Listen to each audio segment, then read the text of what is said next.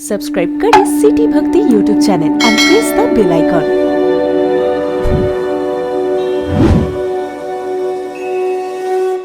अरे भैया, आप किसी व्यक्ति को लेकर के कोई संदेश अपने मन में नक्की करें और उस व्यक्ति को पूरा पूरा ध्यान में रख करके उस संदेश को छोड़ें, उस संदेश को मन से छोड़ें। यदि आपकी वो स्थिति है, आपकी वो शक्ति आपने पाई है, तो वो संदेश सामने वाले को मिलेगा।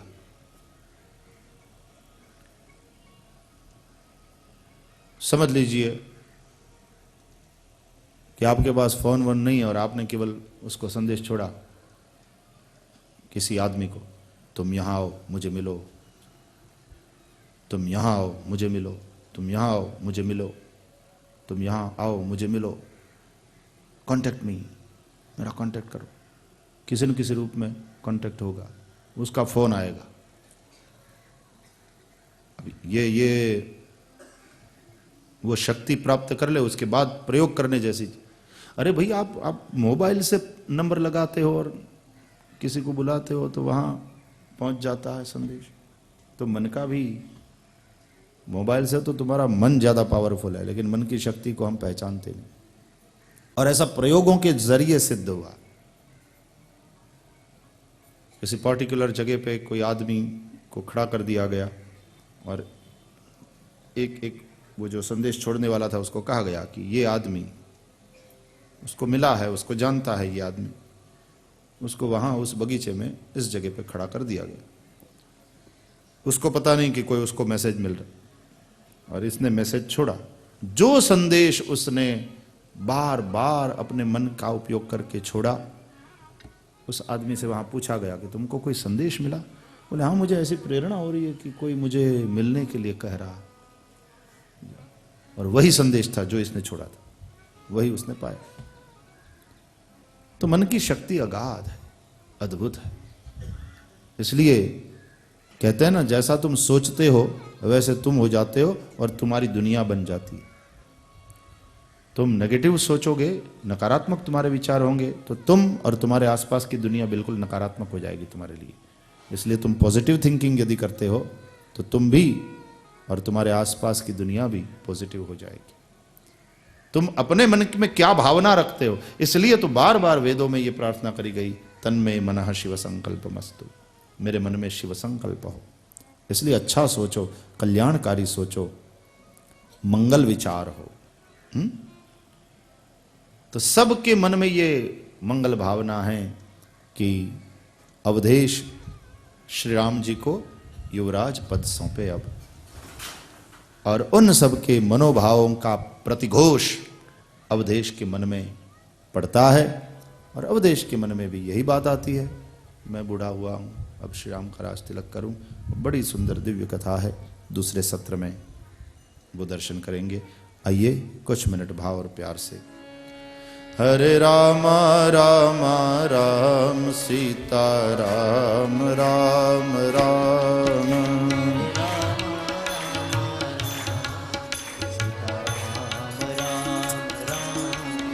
हरे राम राम राम सीता राम राम राम, राम राम राम सीता राम राम राम, हरे राम राम राम सीता राम राम राम, हरे राम राम राम सीता राम राम राम, हरे राम राम राम सीता राम राम राम, हरे राम राम राम सीता राम राम राम, हरे राम राम राम सीता राम राम राम, हरे राम राम राम सीता राम राम राम, हरे राम राम राम सीता राम राम राम, हरे राम राम राम सीता राम राम राम, हरे राम राम राम सीता राम राम राम, हरे राम राम राम सीता राम राम राम राम सीताराम राम राम हरे राम राम राम सीताराम राम राम हरे राम राम राम सीताराम राम राम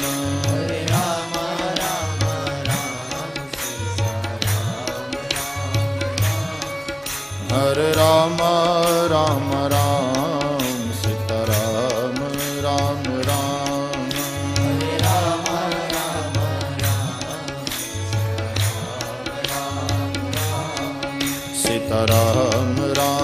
राम सीताराम राम राम सीताराम राम राम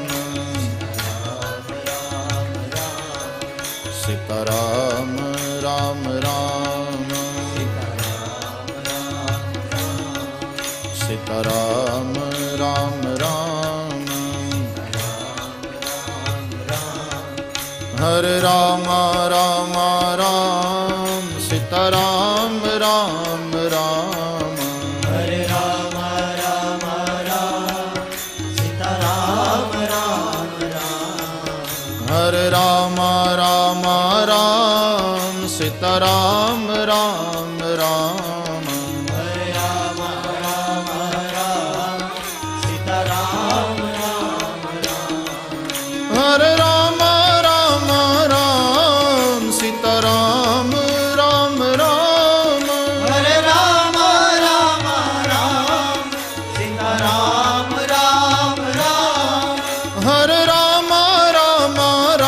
राम सीताराम राम राम हरे राम राम राम सीताराम राम राम हरे राम राम राम सीताराम राम राम सीताराम राम राम सीताराम राम राम सीताराम राम राम सीताराम राम राम सीताराम राम राम सीताराम राम राम सीताराम राम राम सीताराम राम राम सीताराम राम राम सीताराम राम राम सीताराम राम राम हरे राम राम राम सीताराम राम राम हरे राम राम राम सीताराम राम राम बोलिए श्री रामचंद्र भगवान की जय श्री बालकृष्ण लाल की जय पवन सुत हनुमान की जय सद्गुरु देव की जय ओम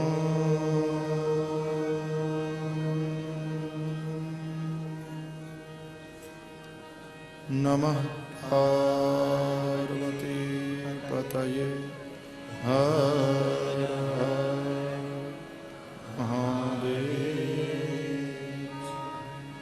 बोलिए श्री रामेश्वर भगवान की जय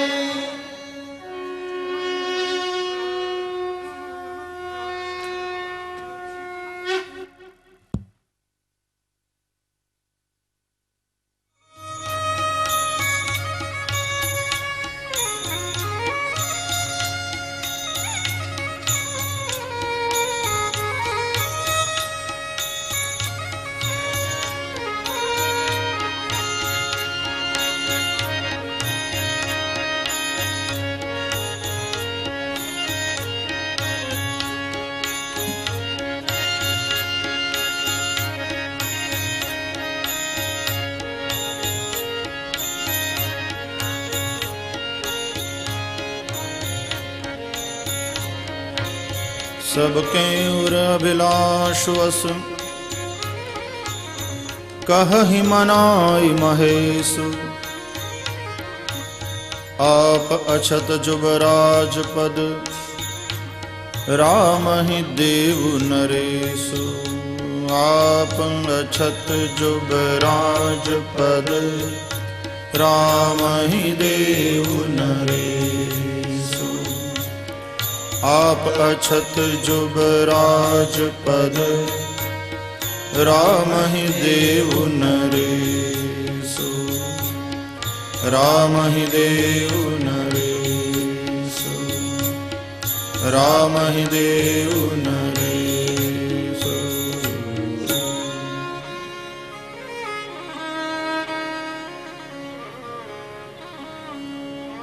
बोलिए गोस्वामी श्री तुलसीदास जी महाराज की जय। रामेश्वर भगवान की जय। आइए मनुष्य शरीर से अयोध्या में चलें और वहां जो घटनाएं आकार ले रही हैं, महाराज दशरथ जी के मन में राम जी के राज तिलक का संकल्प उठा है और उस संकल्प को चरितार्थ करने में कहाँ कौन कौन सी बाधाएं आती हैं,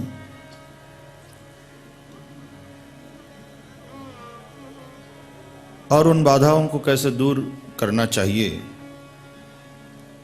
ताकि हमारे जीवन में, जीवन के अयोध्या में, हृदय के सिंहासन पर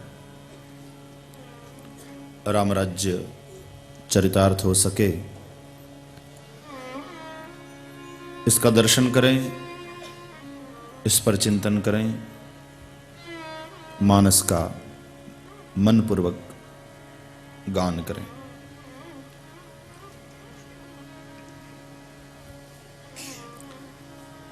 अयोध्या की जनता के मन में ऐसी अभिलाषा है कि दशरथ जी श्री राम को युवराज पद सौंपे। अनेक लोगों के मन में जो भावना थी उसका प्रतिघोष दशरथ जी के मन में उठा और एक दिन महाराज दशरथ जब राजसभा में बैठे थे, अनेक राजा महाराजा उनके चरणों में भेंट लाकर के समर्पित कर रहे हैं। बड़े बड़े राजा उनको वंदन कर रहे हैं। ये चक्रवर्ती सम्राट है। महाराज दशरथ जी की प्रशंसा कर रहे हैं। दशरथ जी मानो सकल प्रकार के सुकृतों पुण्यों का साकार रूप हों,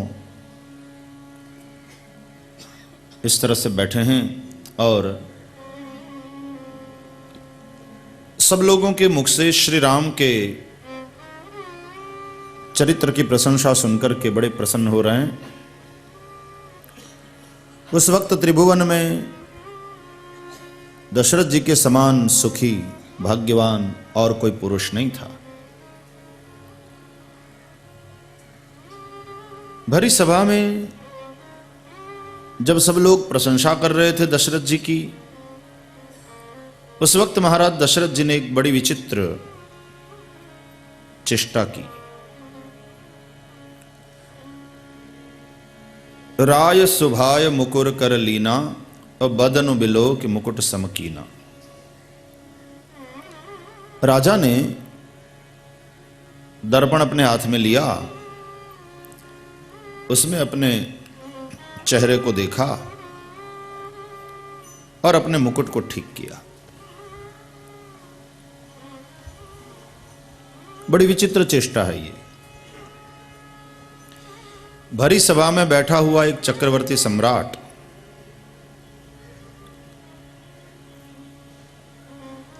दर्पण लेकर हाथ में और अपना मुंह देखे उसमें और अपने मुकुट को ठीक ठाक करे, विचित्र लगता।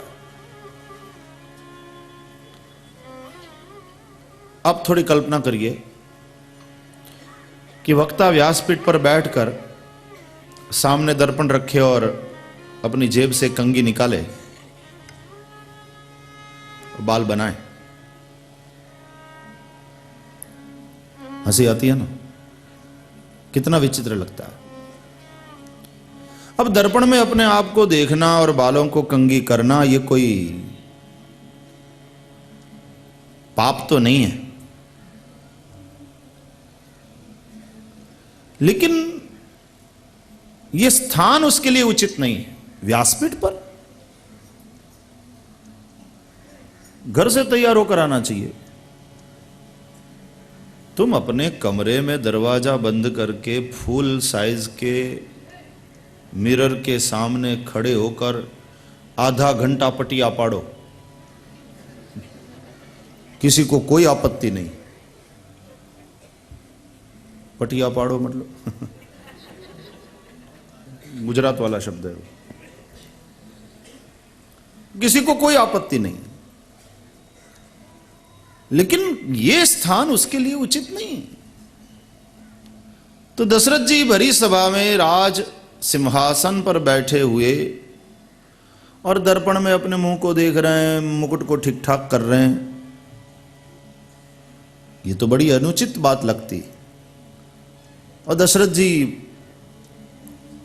वृद्ध हुए हैं, ज्ञानी हैं। अवधपुरी रघुकुल मनि राव, वेद विदित तेहि दशरथ नाव। धर्म धुरंधर गुण निधि ज्ञानी,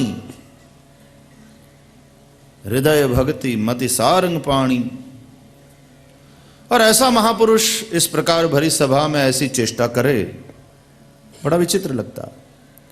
लेकिन तुलसीदास जी कहते हैं कि राय सुभाय, राजा का यह स्वभाव है। अब ये कैसा स्वभाव? तो संतों ने कहा कि भाई ये अच्छा स्वभाव है। क्यों? बोले जब सब लोग प्रशंसा कर रहे थे दशरथ जी की, उस वक्त दशरथ जी ने दर्पण में अपने मुंह को देखा। ये अच्छा स्वभाव है। मतलब ये हुआ कि जब कोई अपनी प्रशंसा करे, बहुत हमारे बखान करने लग जाएं, तो जरा हम दर्पण में अपना मुंह देख लें कि क्या इस बखान के, स्तुति के योग्य हम हैं। दर्पण में अपने मुंह को देख लें। और कौन से दर्पण में? अभी अभी आरंभ में कह चुके हैं तुलसीदास जी, श्री गुरु चरण सरोज रज निज मन मुकुर सुधार। अपने मन रूपी मुकुर में, अपने मन रूपी दर्पण में। जब कोई बहुत स्तुति करे, हमारा बखान करे, तो हम अपने मन रूपी दर्पण में अपने आप को देखें कि क्या वास्तव में हम इस बखान, इस स्तुति, इस सम्मान के योग्य हैं। और मन के दर्पण में अपनी छवि साफ दिखेगी। मन का दर्पण झूठ नहीं बोलेगा, प्रोवाइडेड मन का दर्पण साफ हो, आईना ही गंदा हो, मैला हो। इसलिए श्री गुरु चरण सरोज रज निज मन मुकुर सुधारी।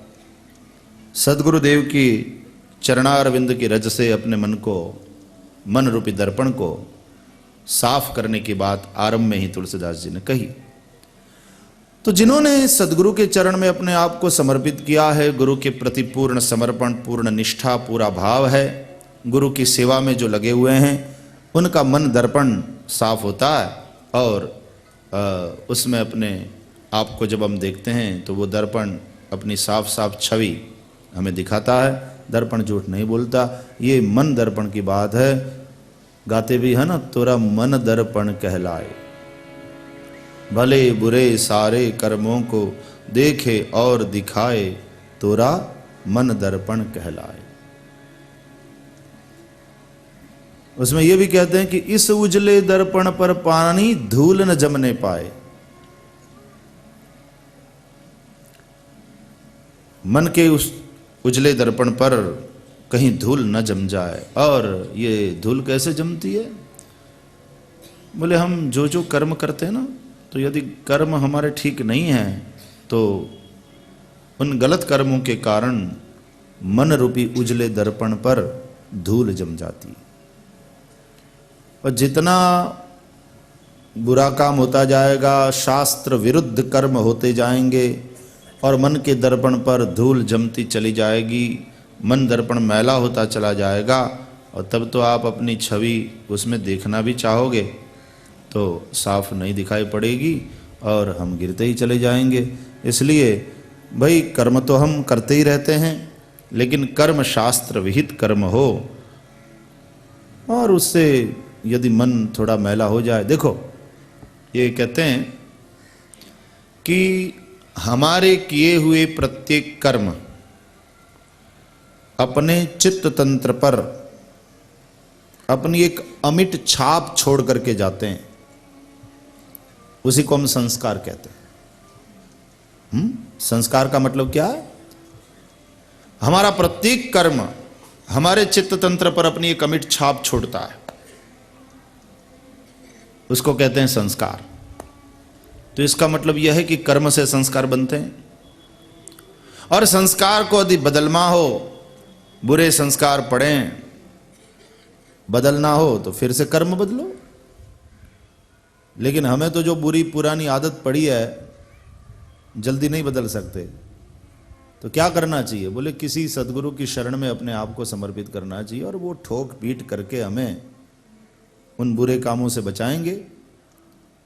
दंभ से बचना हो, प्रमाद से बचना हो, आलस से बचना हो, पाखंड से बचना हो, तो किसी संत के, किसी महापुरुष के सानिध्य में रहो, ये बहुत आवश्यक है।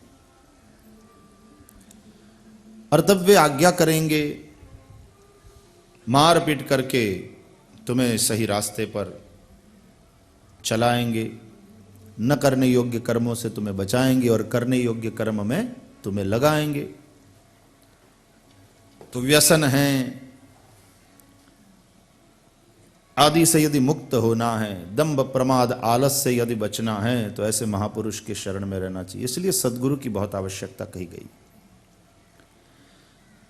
तो श्री गुरु चरण सरोज रज निज मन मुकुर सुधारी। अब जब मन साफ है तो उसमें अपनी छवि भी साफ दिखाई पड़ेगी। तो राय सुभाय मुकुर कर लीना, राजा का ये स्वभाव है और ये बहुत अच्छा स्वभाव है। जब कोई हमारा बहुत बखान करने लग जाए, हमारी स्तुति करने लग जाए, तो हमें अपने आप को अपने मन रूपी दर्पण में देखना चाहिए कि वाकई क्या मैं इस स्तुति के योग्य हूं।